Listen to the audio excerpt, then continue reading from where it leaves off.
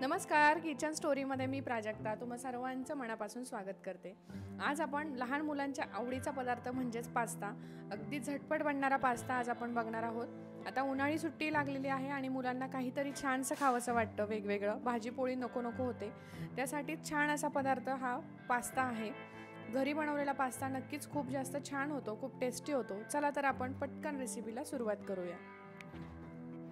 तर आज आपण बघतोय पास्ता कसा बनवायचा। तर त्यासाठी इथे मी एक मोठी वाटी भरून पास्ता घेतलाय। हा जो पास्ता आहे मी 4 व्यक्तींसाठी बनवते आहे, म्हणून इथे मी एक वाटी भरून पास्ता घेतलेला आहे, तुम्ही इथे बघू शकता। आता हा जो पास्ता आहे हा आपल्याला व्यवस्थित असा शिजवून घ्यायचा आहे। त्यासाठी मी एका कढईमध्ये गरम पाणी करायला ठेवलेलं आहे। आता पाणी गरम झालंय, त्यामध्ये आपण पास्ता घालून घेऊया।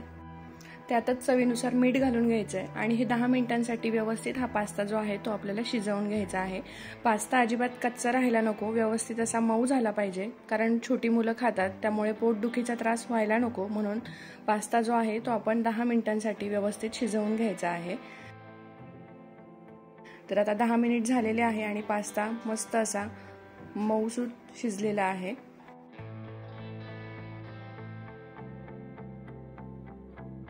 तर आता ज्या कढईमध्ये आपण पास्ता शिजवून घेतला होता त्याच कढईमध्ये मी इथे 2 चमचे तेल घालून घेतले आणि 1 चमचा बटर घालून घेतले। तुम्ही फक्त बटर वापरलं तरी तर तेल आणि बटर व्यवस्थित तापलं गेलं की त्यामध्ये लगेचच आपण एक मध्यम आकाराचा कांदा जो बारीक कापून घेतला होता तो घालून घेऊया। आता कांदा व्यवस्थित गुलाबी होईपर्यंत आपण परतून घेऊया।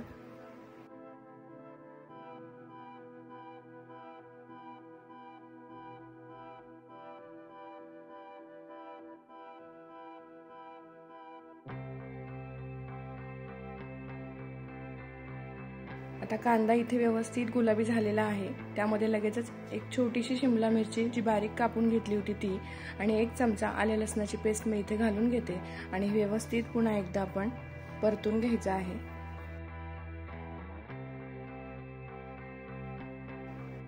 आता भाज्या आपल्या व्यवस्थित परतल्या गेल्या आहेत, त्यामध्ये लगेचच आपल्याला जो पिझ्झा पास्ता सॉस आहे तो जो आपला पोहे खाण्याचा चमचा असतो त्या प्रमाणात 2 चमचे घालायचा आहे, किंवा एक मोठा चमचा असेल तर मोठ्या चमच्याने 1 चमचा घालून घ्यायचा आहे। आता पिझ्झा पास्ता सॉस व्यवस्थित आपण परतवून घ्यायचा आहे आणि यामध्ये अर्धा ग्लास मी पाणी ऍड करते आहे।